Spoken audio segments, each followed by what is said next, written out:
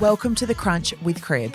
I'm Jess, and each episode I'll be talking with some of WA's best real estate agents and business people to find out what makes them tick and what lessons they've learned on their journey to success. With 7 successful months under their belt, Nat Hoye, Wayne Heldt and Donna Buckovska of Bellcourt Mount Lawley have proved they made the right decision in joining forces. And we invited Nat and Wayne on to chat about why they went out on their own, how they chose to go with Bellcourt, and the ups and downs of opening a brand new office. Guys, welcome to The Crunch. Thank you. Thank you. Nat, welcome back to The Crunch, Thank our you. first repeat offender. Woohoo. Very excited to have you. Now, first things first, congratulations on such an incredible first year out on your own. Has it been a whole year yet? No. How long has it 7 been? months? 7 months. Crazy. So I wanted to start off with why you decided to go out on your own, because you were both, Nat particularly, were a really successful agent under another agency. Particularly Nat. Well, look, No, that's Wayne, all right. a very No, successful It's very licensee. true. It's very so Nat, we're going to start with you. Yeah. Tell me what pushed you to make the move on your own. Look, I guess the first thing to say to that is I'm not on my own. And so for me, this process began, it was very organic. So Donna Buckovska and I have been friends for many years. We worked together at Beaufort Realty. That's where that relationship was established. When after I'd left Beaufort, Donna and I, always talked. We talked, at Beaufort, how great it is to work together, and in the years following that, how good it would be to work together again. There were other things brewing where I was, and obviously things brewing, with Donna's life, with Beaufort Realty being sold to the agency. And so it was about, exploring what the opportunities were for the two of us. And then it just so happened that we became aware that Wayne was potentially looking to do something. And when the three of us got together, we realised that as a group, we had something really solid. So it was that opportunity. It was really about working with people that we really like, that we really trust. Working in a business where everybody is doing good business, and you knew the quality of the work that was getting done, and being able to have some control over that, of the people that came into your business and the way that we worked all together. Look, obviously there's a motivation to grow an asset. I'm 50 in a couple of weeks' time, thinking about, sort of the future. I'm the primary income earner for our family. So that was a consideration, but I don't think anybody would go into real estate now with the expectation of making buckets of money. That's not going to be the case.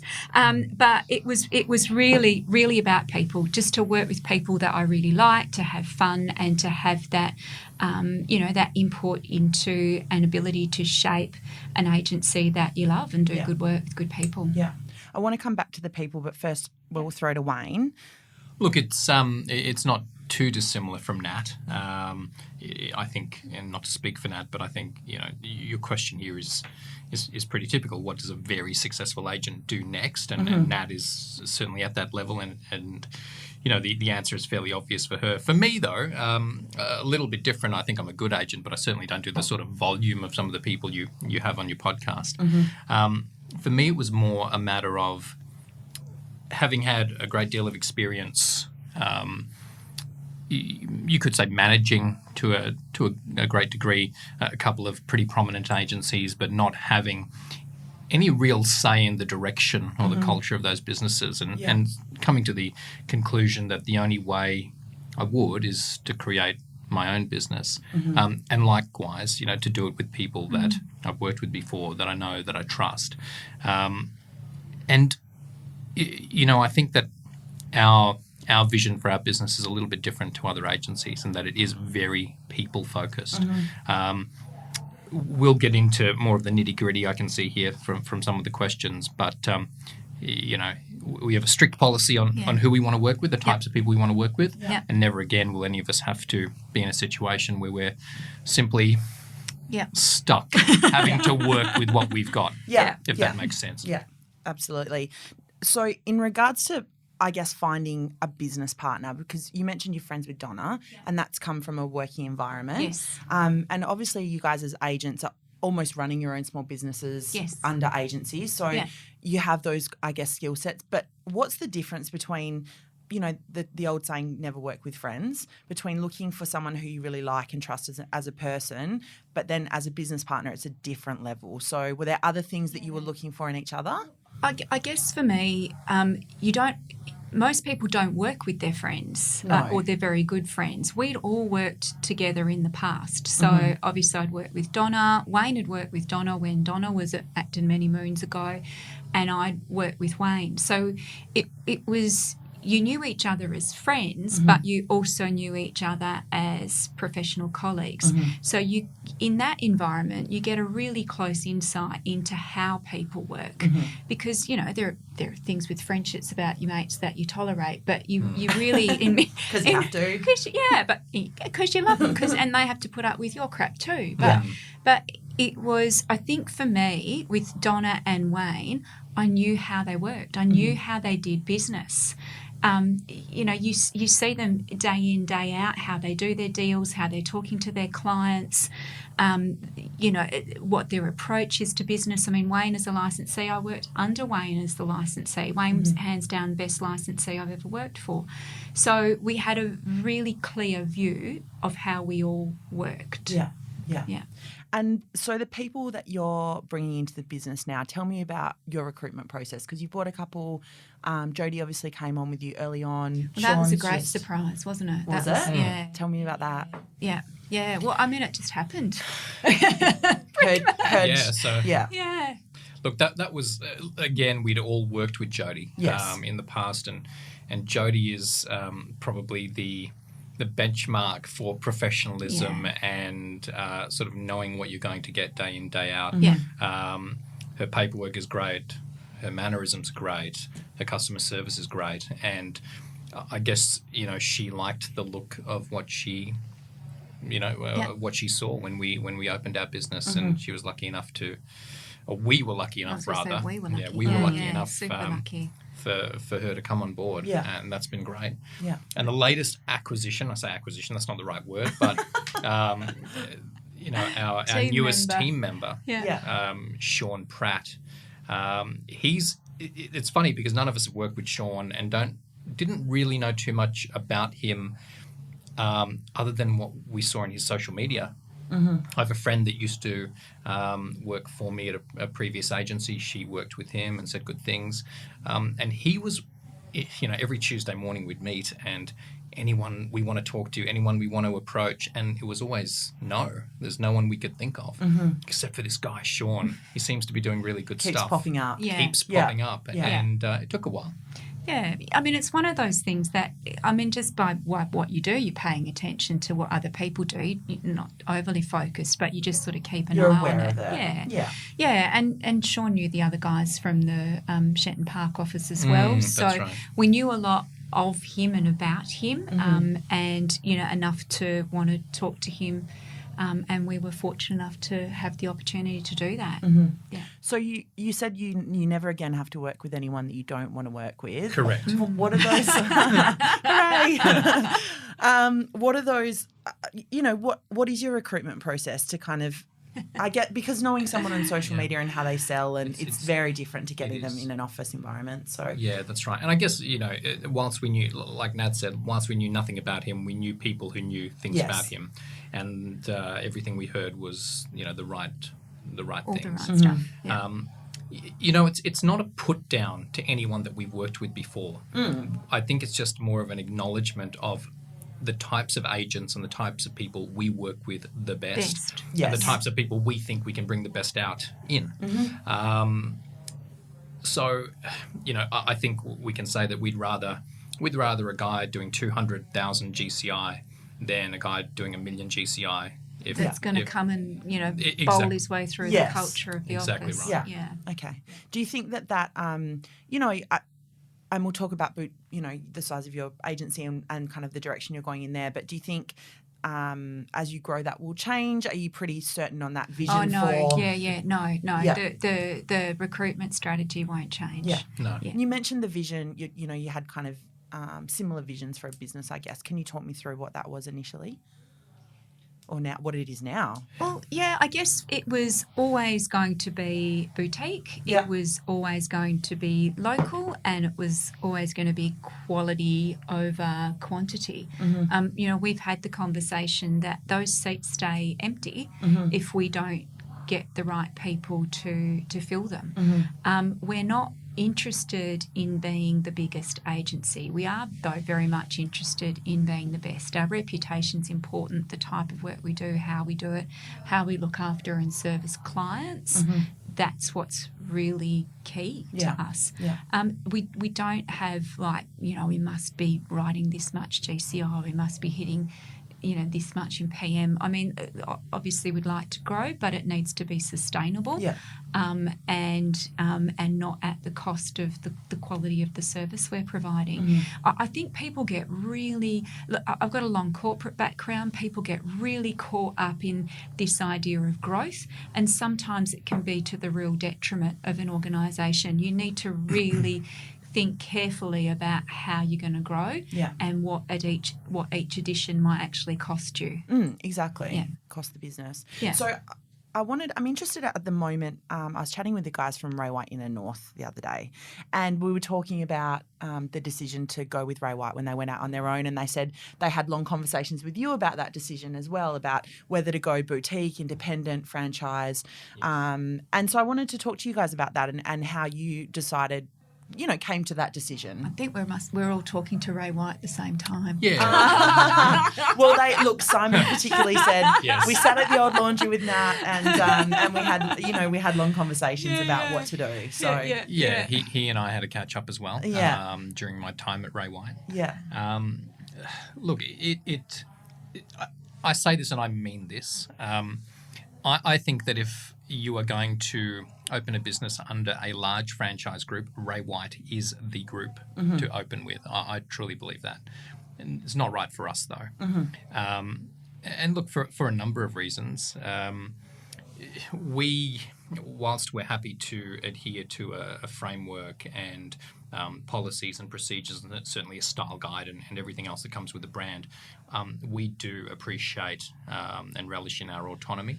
Bellcourt has been amazing in that respect. And I know we'll talk a little bit more about Bellcourt if you want to, but in terms of why not a big franchise, I think that was one concern, is, the autonomy that we wanted that we may not have had. There's nitty-gritty like territories and things like that, geographical territories, which in some of the big franchises don't exist. And look, if we had opened a Ray White office, 6 months later there would have been one 2 kilometres away with Simon and Matt. So it's probably good for them also that we didn't go that route. So what was the decision then around you look at Michelle and she's had huge success with building her own brand. Was there a reason that you kind of steered away from that? Yeah, money. That helps. Yeah, exactly right. I think, look, and Donna will say, her preference was probably to go independent. Well, she had come from independent. You had all come from quite different. So Donna had joined an independent agency that had started and become very successful. So that would have probably been her preferred route. Nothing was off the table really from the beginning. We looked at all the options, and I guess if that's one thing I would say to people is even if you don't think you're going to go big franchise, have conversations with them, because it's what you learn out of those conversations. You learn a lot about the real estate business from the conversations you have with people. For me, I was kind of, it's sort of like this. I drilled it down to sort of 5 factors. I think personality, your personality types and your personality as partners and directors, and what's going to be the right fit for you. And as Wayne said, we are all people that really like autonomy. And I think that was one of the deciding factors. I think your level of business experience, and I think this is where the big franchises really help. Yeah, there's a huge amount of support. But see, so Donna had been a business owner. Yes. Wayne's been a licensee for a very long time. I come from a very kind of corporate background in management and HR consulting. So I think we felt really confident about the level of experience that we had as a team, and between the 3 of us, we'd be able to kind of do that business management. But But when you're not part of a franchise, you've also got to spend more time on your business. So you've got to think about your time, really, and where do you want to be focusing your time, because running a business is going to take more of your time. Obviously, the amount of money you've got to spend. I mean, what Michelle's done with Duet is great. It's incredible, but it's comes with it's amazing. with a price tag. But there's a financial investment. We just weren't in a position to do that. Yeah. And as Wayne said, it just that territory as well. And I mean, you think about it, and if I look at like someone like Jody, like if Jody had come across to work with us, and she's been working that Menora, Kulbinia, Yokine area for over 10 years, does amazing deals. If we'd been Ray White, how would it work all of a sudden if there's another rep that pops up that's also from Ray White? Scattering the neighbourhood. So we just didn't want that. That just wasn't for us. Yeah. Or the people we thought we'd want to attract wouldn't appeal to them. Yeah. But we do. I mean, they've got a lot to offer. So then it became, well, okay, it's boutique. Then what's going to be, and that was very much, I think, a cultural fit, really, wasn't it? Yeah. Bellcourt are good people that are on the same page as us. Kirk Bellaby, I don't know if you've had much to do with Kirk, but he is just a really, really good fit for us. So he's got a direction for the brand and for the group, but he also leaves us alone enough to just let get you on do your with thing. it. So, he's a good fit. The fact that my fiancée has been his EA for the last 5 or 6 years didn't really factor into it. I'll be honest. I probably went the other way. No, look, she and I met when we both worked at Acton. Acton, Mount Lawley has brought all of us together in one way or another. So, I'm very thankful for my time there.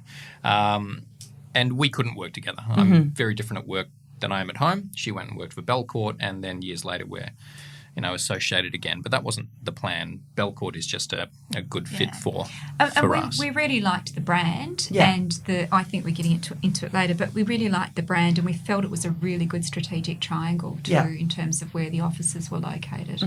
Yeah. You guys have both come from very strong brands.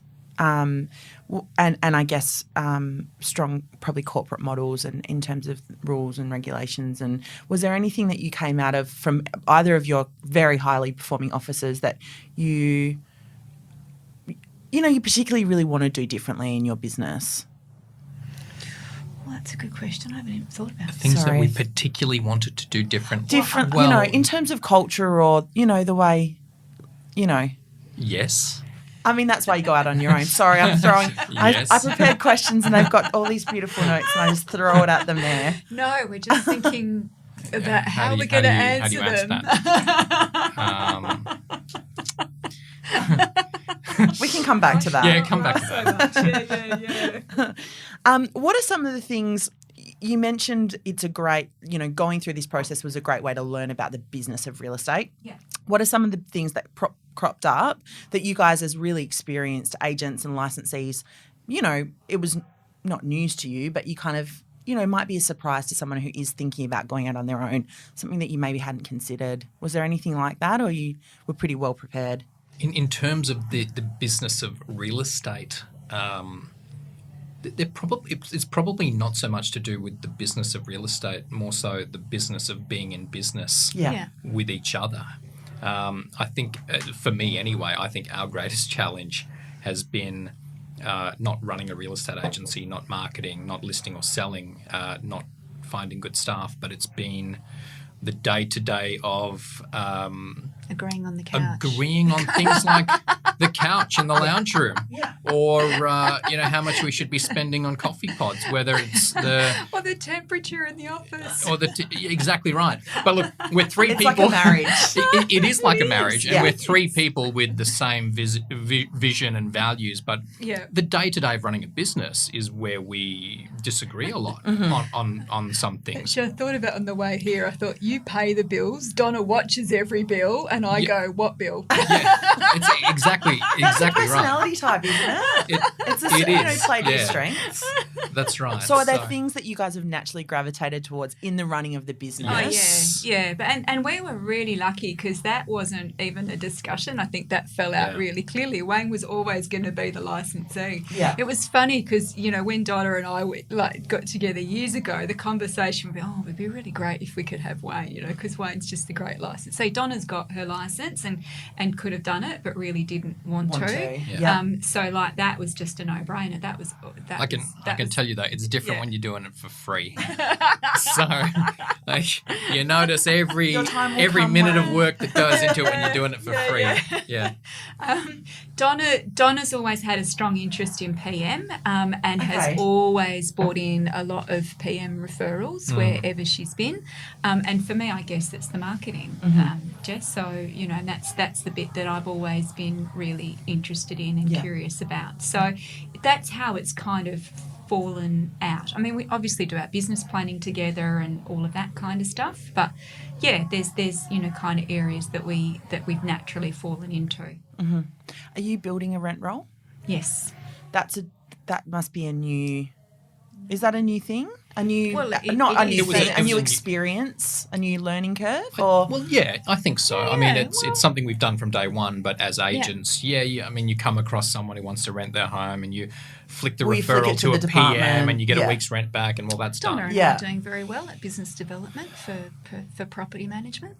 But the BD side is what you do. But in terms of the actual running of the rent roll and having property managers, and you would have dealt with that at Ray White, I assume. I've dealt with a lot of it, and Acton, and been responsible for a lot of it. I guess being more hands-on now in terms of, you know, like today I leased a property on Walcott Street, Mount Lawley. I put it online, and it's a different process. Even just putting it online as a rental, I'd never done before, and we couldn't do that through our CRM, so we had to go through the back end.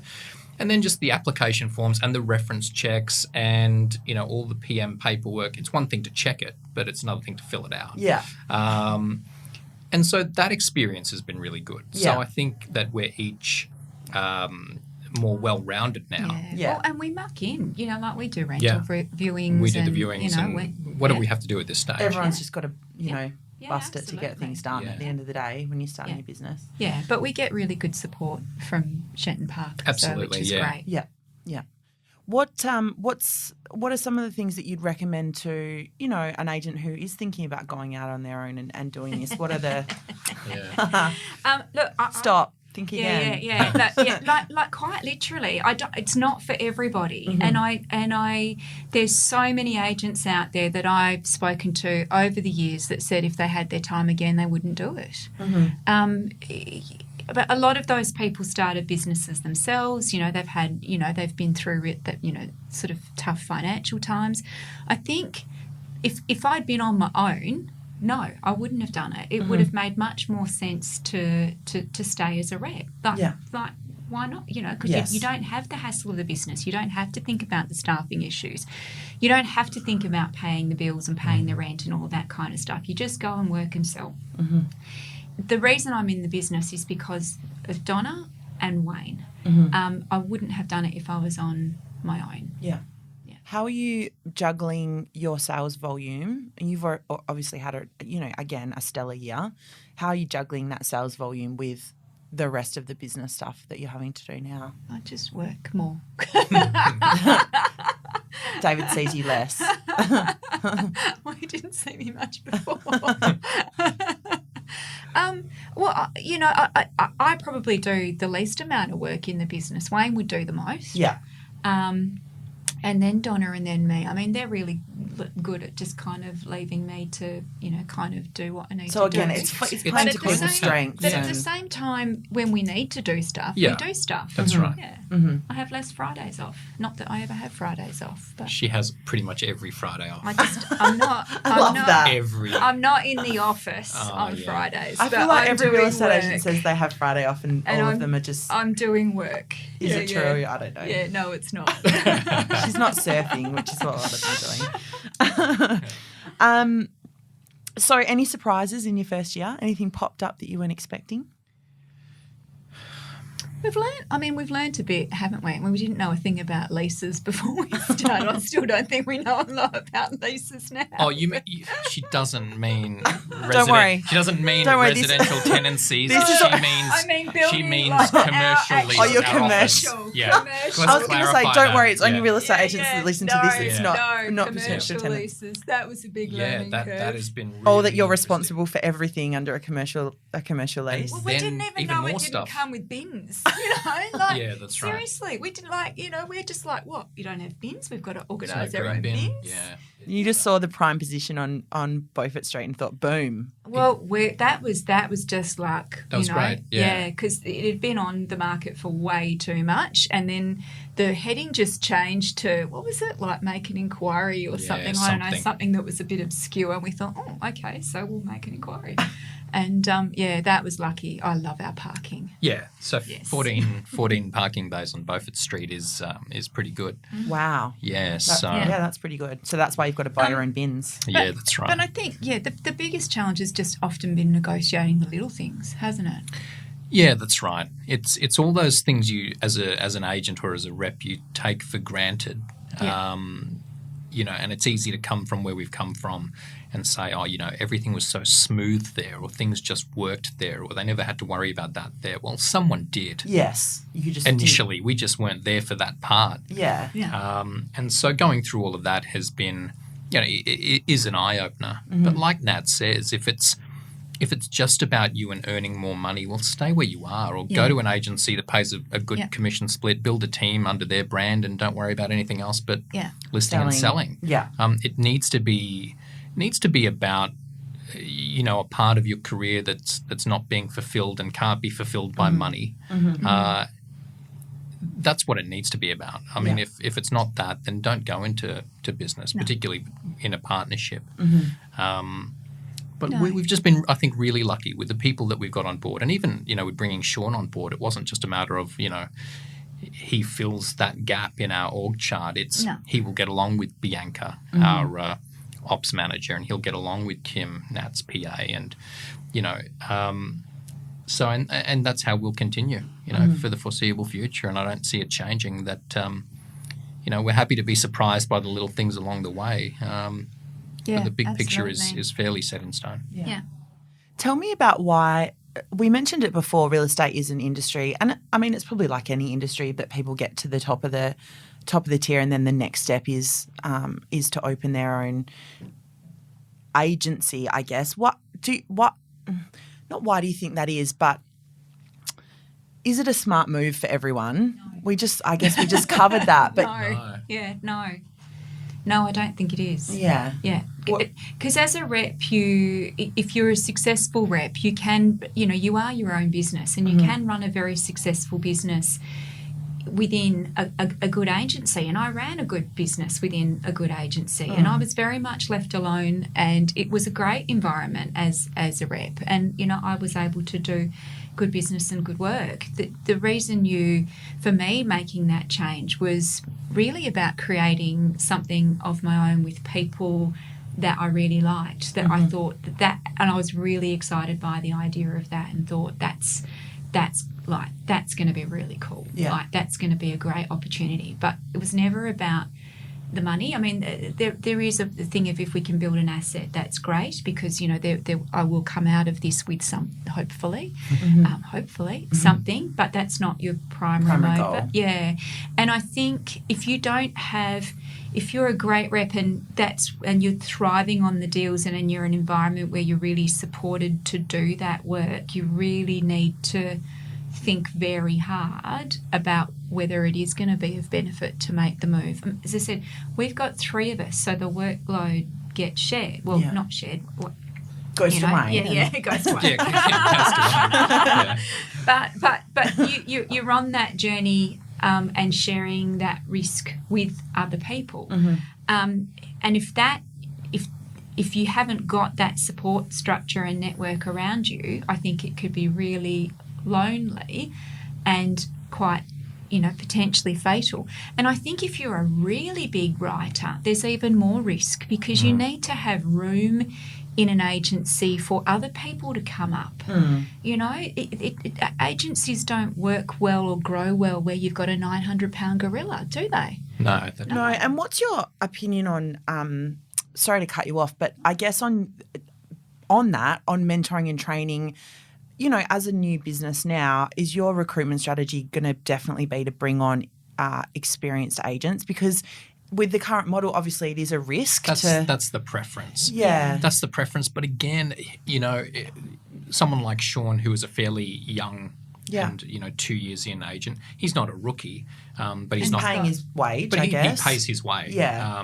Based on what he's done. Professional experience as well. Exactly right. Yeah. And experienced agents would be great, but again, give us a young guy with.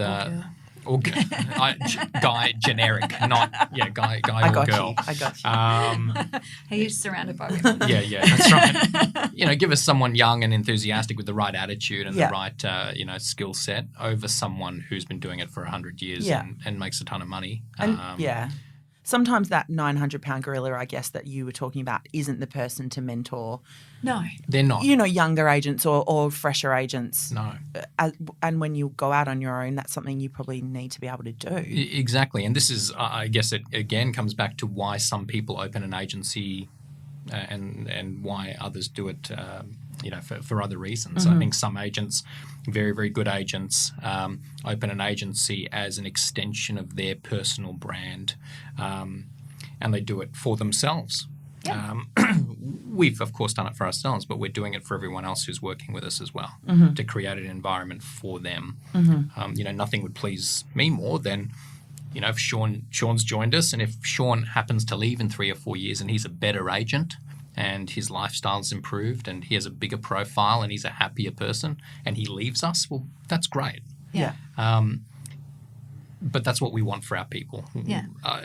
Nat's not just open to her business because she's a great agent and wants to be a bigger and better agent, and it's the Natalie Hoye show. No. Yeah. And some agencies are like that. Yeah. And I find it hard to see how, staff and team members in agencies like that can grow and can develop if it's about one person. But I do think if you've got a really clear vision of how you want to work and where you are is not working in terms of delivering that and you're not happy, then yeah. Really quickly, I don't want to talk too much about the market, but at the moment there seems to be a lot of agencies opening. We were talking about it before we started recording. There's obviously you guys. We've discussed Michelle Kerr. We were talking about Steph Dobro with White House. Some great new brands popping up, but at the same time, it is a really tough time for real estate agents. We're coming off the back of a long grueling battle. Yeah. What do you think is behind those moves? Is it a risky time to open a business? I don't know if there's more, or it's just that you're more aware of it because of the market situation. But I mean, we were, maybe. I mean, you've got to be. I mean, if you can make real estate business work in this environment, you can make it work in any environment. I think that goes. That's pretty simple. A lot of it is about, I think, having a good business plan and being able to manage your overheads. We from the start had the budget. We knew exactly what needed to happen every month to pay the bills, and we're lucky because we run off a pretty low cost base, and that helps. Yeah. It's a fact. It's 3.7 times. So we need to our break even is at a level where if we do 3.7 times that amount in GCI, inclusive of GST, that's our break even. Okay. So we know every month, and we've known from day one. And we are fortunate in that, all our bills are paid and we have a great office and we pay our people, fairly and we pay them well. But our break-even cost each month is, if the three of us sell 1 to 1.5 properties each a month, our bills are paid. Yeah. So there's never any pressure on us, but more importantly, there's never any pressure on our people staff. No. to perform or to sell more or to increase their fees. Yeah. That for yourselves and do that for your families, but don't do it for us. There's no pressure there. Yeah. What are your big goals for next year? We have written these down in that planning session. Got a vision board? We did. Yeah, we do. Have Miss HR here. We do have a vision. Of course you do. Yeah. Look, I think it's a lot about, like, for me, it's like keep doing the work, keep paying the bills, keep growing the rent roll. If we can find some other great people, but that's not the be all and end all. No. It's really about fine tuning and improving what we do, and we're committed to doing that. You know, we don't need to be and don't want to necessarily be the biggest. We do, though, absolutely want to be the best, because number one agency on Beaufort Street. You know, what does that mean? You know, if we're the agency that's recognised as having the best reps that do the best business, where you get the best service, then that means a lot. You know, that very much the attraction business, isn't it? That's what you want. You want an attraction business. It'll never be about volume or GCI. It'll be about a great group of people working together and being a place where other people want to work. Yeah. You know, and not because we pay a higher comm split, or not because we've got parking bays and other agencies don't, or that's a nice bonus. But you know, it's just that, to keep doing what we're doing. You know, to build our rent roll into something that is, something that has value, something that is manageable. Though we are committed to keeping a relatively low number of properties per property manager, as opposed to maxing them out, so that we can provide that level of service and provide that working environment too. I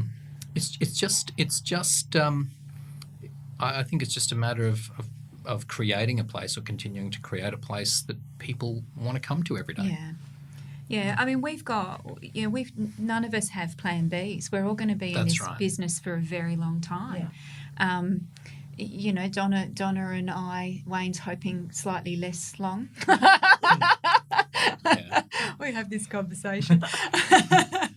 But we're around for a while, you know, and we want to work somewhere we love, that we have fun, that we're proud of, and we go, well, that's ours. We built that, you know, and that would be really meaningful. Beautiful. I think that's a great note to end.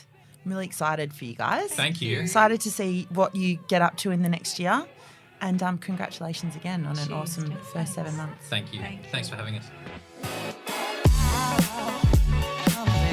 That's it for this episode. Thank you so much for listening. We'd love any feedback or guest suggestions. So hit me up on Instagram. You can find me on Jess @Crib.